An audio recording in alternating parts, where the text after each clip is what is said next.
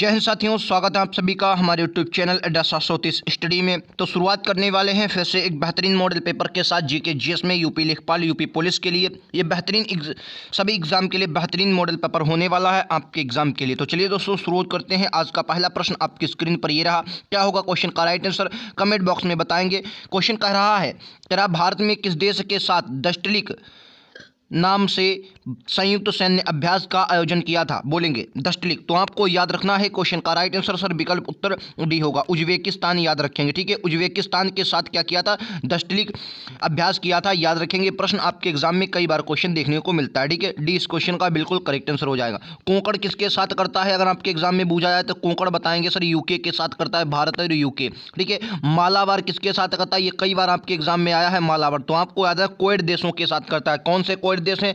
तो America, Australia, Japan और sir Bharat, ये चार देश हैं। इनके साथ मिलकर मालाबार युद्ध अभ्यास होता है जिन्हें क्वाड देश कहा जाता है, याद रखेंगे। अगले प्रश्न पर चलते हैं।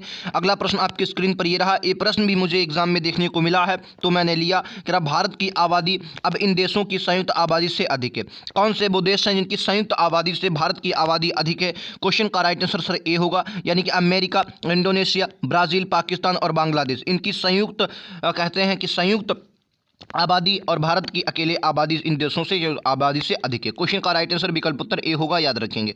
अगले प्रश्न पर चलते हैं। अगला प्रश्न आपकी स्क्रीन पर ये रहा और बहुत ही बेहतरीन प्रश्न है। क्वेश्चन कर रहा है बिंद श्रेणी में किस शिलाश्रय में सर्वाधिक मानव कंकाल मिले हैं? ये प्रश्न बहुत इंपॉर्टेंट है आपके एग्जाम में। ठीक है, याद रखेंगे। क्वेश्चन का राइट आंसर लेखरिया होगा। लेखरिया जो है याद रखेंगे, इसमें से बिंद श्रेणी के सर्वाधिक शिलाश्रय सर्वाधिक मानव कंकाल मिले हैं, याद रखेंगे। डी इस क्वेश्चन का बिल्कुल करेक्ट आंसर होगा, जो आपके एग्जाम के लिए बहुत ही बेहतरीन आंसर है। ठीक है, चलिए अगले क्वेश्चन पर चलते हैं दोस्तों। अगला प्रश्न आपकी स्क्रीन पर यह रहा। राइट आंसर क्या होगा? कह रहा अंतिम मौर्य सम्राट कौन था? बात करें मौर्य साम्राज्य की तो मौर्य साम्राज्य के जानते होंगे चंद्रगुप्त मौर्य इसकी नींव डालते हैं। कौन? चंद्रगुप्त मौर्य नींव डालते हैं। ठीक है, अशोक जो थे ये एक बहुत ही बेहतरीन शासक होते हैं जिनके बारे में बहुत कुछ है, जितना पढ़ा जाए कम ही होता है। तो राइट आंसर क्या होगा? बृहद्रथ। बृहद्रथ जो होता है इस मौर्य साम्राज्य का अंतिम शासक कौन होता है? बृहद्रथ होता है। 20 क्वेश्चन का राइट आंसर होगा। अच्छा, बृहद्रथ का सेनापति कौन? पुष्यमित्र शुंग, याद रखेंगे। पुष्यमित्र शुंग जो था, पुष्यमित्र शुंग क्या करता है? इसकी हत्या कर देता है, शुंग वंश की नींव डालता है। ये भी प्रश्न आपको याद रखेंगे। किस वंश की सर? शुंग वंश की नींव डालता है, याद रखेंगे। ये भी प्रश्न आपके एग्जाम में देखने को मिल सकता है, आपको याद रखेंगे। ठीक है, अगले प्रश्न पर चलते हैं। अगला प्रश्न आपकी स्क्रीन पर यह रहा।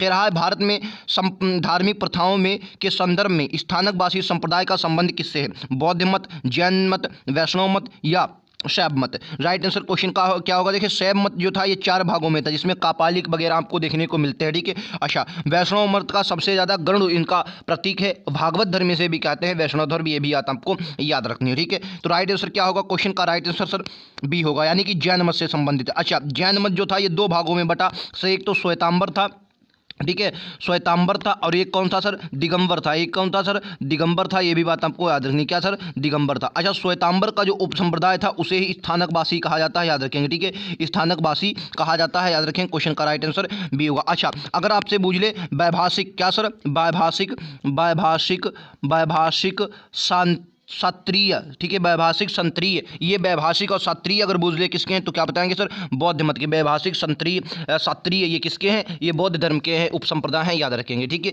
चलिए अगले प्रश्न पर दोस्तों चलते हैं। अगला प्रश्न आपकी स्क्रीन पर ये रहा। राइट आंसर क्या होगा? ये क्वेश्चन फिलहाल मैंने पिछले वीडियो में करवाया था, लेकिन ये आ गया है, अब कर लेते हैं इस क्वेश्चन को। कह रहा है भारत के दक्कन के पठार पर बेसाल्ट निर्मित लावा सेलों का निर्माण कब हुआ था? देखिए ये क्लास आपकी डेली 5 बजे होती है, 5 PM पर शाम को होती है, तो इस पर आप लोग जरूर जुड़ें। प्रीमियम क्लास होती है, बहुत बेहतरीन क्लास होती है, तो डेली 5 बजे आप हमारे साथ जरूर जुड़ें। ठीक है, क्वेश्चन का राइट आंसर ए होगा, यानी कि क्रिटेशियस युग में इसका निर्माण हुआ था। किसका सर? दक्कन के पठार का। बात करें तो दक्कन के पठार में काली मृदा का विस्तार हुआ, ये भी बात आपको याद रखना है। तो काली मृदा का जब विकास हुआ तो यहाँ पर कपास की खेती बहुत इंपॉर्टेंट की जाती है। अच्छा, दक्कन के पठार में ऐसा माना जाता है कि कभी ना कभी यहाँ ज्वालामुखी क्रिया हुई होगी, इसीलिए यहाँ काली मृदा का विस्तार पाया जाता है। ये बात भी आपको याद रखनी है। ठीक है, अगले प्रश्न पर चलते हैं। अगला प्रश्न ये रहा आपकी स्क्रीन पर।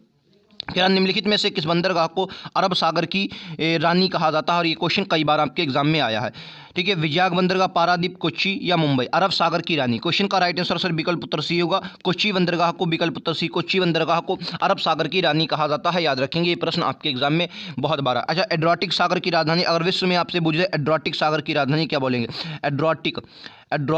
एक मिनट, एड्रियाटिक सागर की अगर राजधानी पूछ लेता है, एड्रियाटिक सागर की राजधानी, तो क्या बताएंगे? देखिए एड्रियाटिक सागर जो भूमध्य सागर में आप जाएंगे, भूमध्य सागर में तो एड्रियाटिक सागर देखने को मिलेगा। इटली के जैसे इस प्रकार से इटली आता है तो इस प्रकार से आपको देखने को मिलेगा भूमध्य सागर में एड्रियाटिक सागर। तो एड्रियाटिक सागर की राजधानी वेनिस को कहा जाता है, याद रखेंगे। किसको सर? वेनिस को कहा जाता है, याद रखेंगे।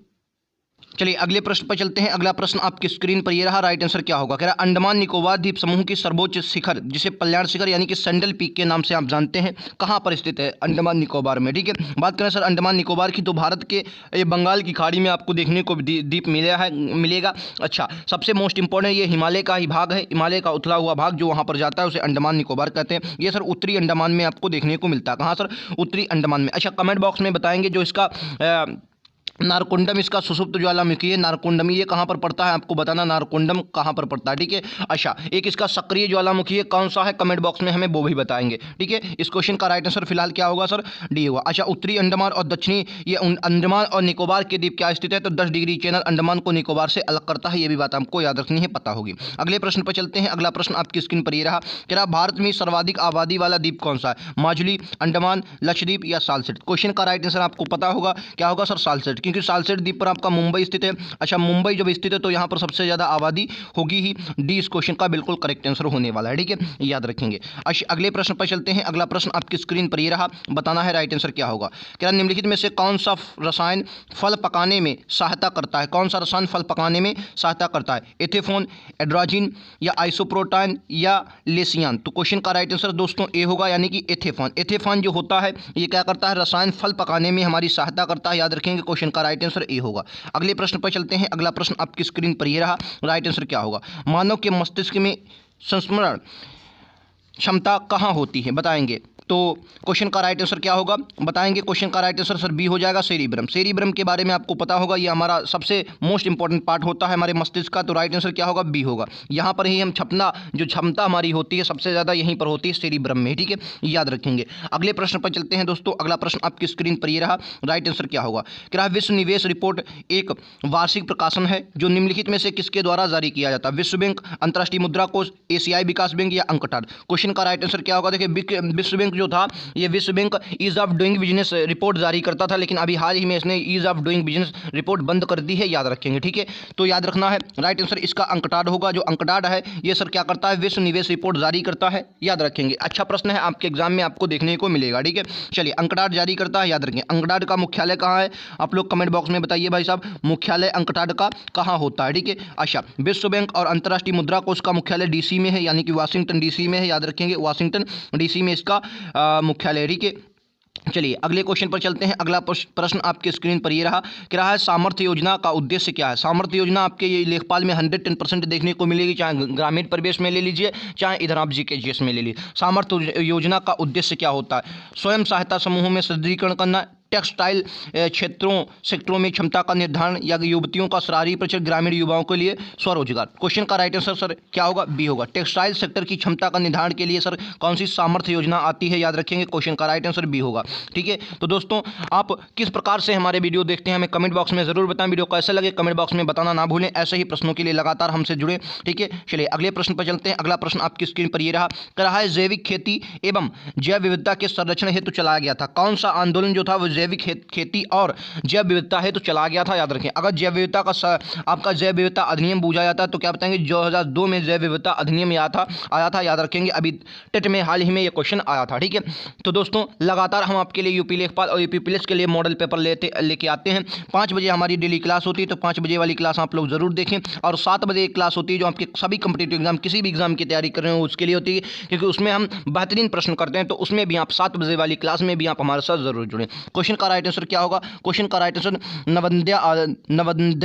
नवदन्य आंदोलन होगा, याद रखेंगे। सी इस क्वेश्चन का बिल्कुल करेक्ट आंसर होगा। अच्छा प्रश्न है, आपके एग्जाम में यहाँ पर देखने को मिलता है। ठीक है, चलिए अगले प्रश्न पर चलते हैं। अच्छा, जैविक खेती के लिए कौन सा राज्य सिक्किम जाना जाता है? याद रखेंगे। ठीक है, चलिए अगले प्रश्न पर चलते हैं। अगला प्रश्न आपकी स्क्रीन पर ये रहा, कि मगरमच्छ प्रजनन और संरक्षण परियोजना किस वर्ष आई थी? बताएंगे। मगरमच्छ प्रजनन और संरक्षण परियोजना किस वर्ष शुरू की गई थी? याद बताएंगे। अच्छा प्रश्न है ये भी आपके तो इस क्वेश्चन का राइट आंसर क्या होगा बताएंगे। मगरमच्छ प्रजनन और संरक्षण परियोजना याद रखेंगे, सर कब आई, 1975 में आई थी, याद रखेंगे। अच्छा प्रश्न है, ठीक है। ये एक प्रश्न आपके एग्जाम में पूछा। डॉल्फिन संरक्षण केंद्र कहाँ पर बनाया गया है, पटना में बनाया गया है, याद रखेंगे। ये भी प्रश्न आपके एग्जाम में आ सकता है। डॉल्फिन संरक्षण केंद्र 1975 में मगरमच्छ प्रजनन और संरक्षण परियोजना आई थी 1975, याद रखेंगे। सी इस क्वेश्चन का बिल्कुल करेक्ट आंसर होगा।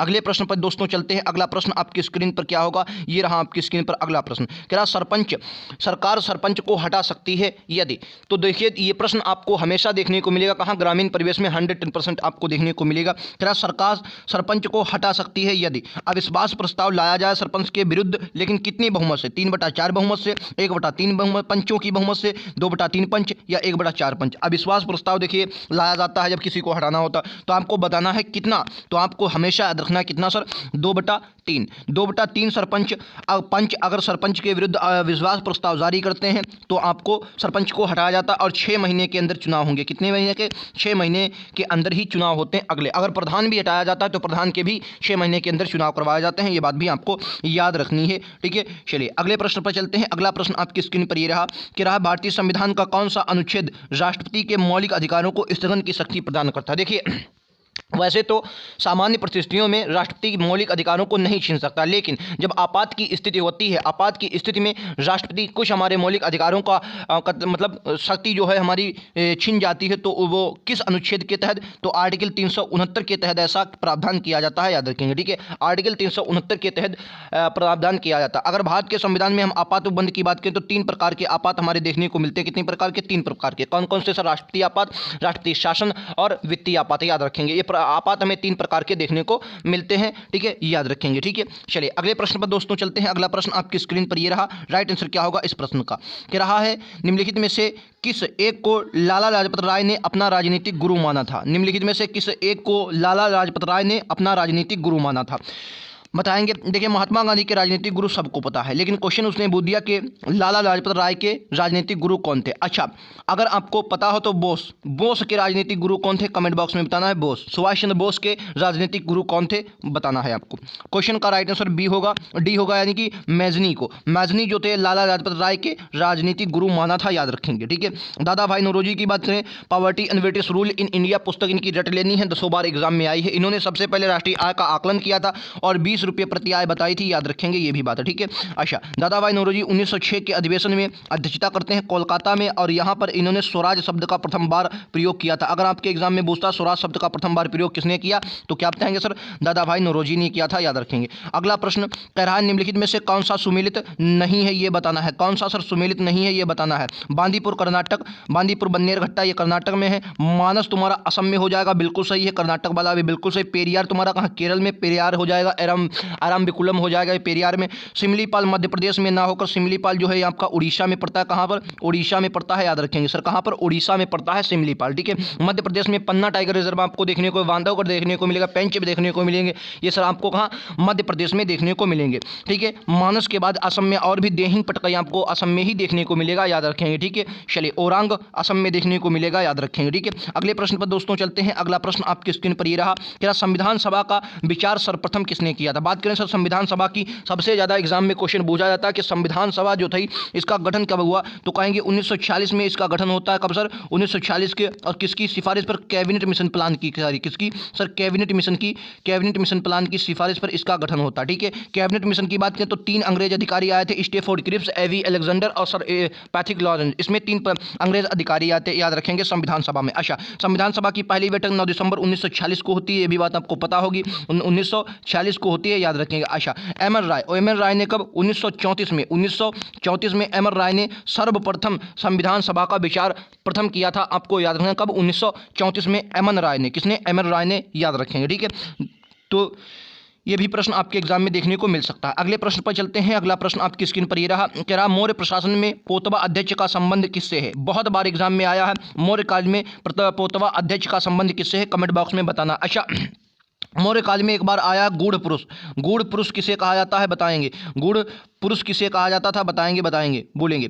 गूढ़ पुरुष किसे कहा जाता था, याद रखेंगे, बताएंगे भैया। राइट आंसर क्या, गूढ़ पुरुष। तो आपको याद रखना है गूढ़ पुरुष जो थे ये किसे, जो आपके जैसे आईवी वगैरह वाले इस वक्त होते हैं जिन्हें क्या कहते हैं, गुप्तचर विभाग। गुप्तचर विभाग जो होता है, गुप्तचरों को क्या कहा जाता है, गुप्तचरों को क्या कहा जाता सर, गूढ़ पुरुष कहा जाता था। याद रखें किसमें, मौर्यकाल में। ठीक है। अच्छा सर, पोतवाध्यक्ष क्या था, पोतवाध्यक्ष नापतोल का अधिकारी था। किसका, नापतोल का। अगर आठवीं पूछ लिया जाए आपसे, आठवीं क्या था, तो कहेंगे सर आठवीं जो था ये वन का अधिकारी था। किसका, वन का अधिकारी था। यहाँ याद रखेंगे। ठीक है। समाहर्ता अगर आपसे पूछ लिया जाए, समाहर्ता क्या था, तो समाहर्ता बोलेंगे सर, समाहर्ता जो था ये समाहर्ता जो था, समाहर्ता ये क्या था, एक मिनट, समाहर्ता याद वाला, समाहर्ता जो था ये कोषाध्यक्ष था। क्या था, राजकीय कोषाध्यक्ष था। याद रखेंगे, राजकीय कोषाध्यक्ष था। ये भी बात आपको याद रखनी, कोषाध्यक्ष था। ठीक है। ये प्रश्न आपके एग्जाम में 110% आपको देखने को मिलेंगे। तो यहीं तक हमारे प्रश्न थे। प्रश्न कैसे लगे हमें जरूर कमेंट बॉक्स में बताएं, और ऐसे ही लगातार प्रश्नों के लिए आप हमारे चैनल को सब्सक्राइब कर सकते हैं। मैं लगातार आपके लिए हाजिर होता हूँ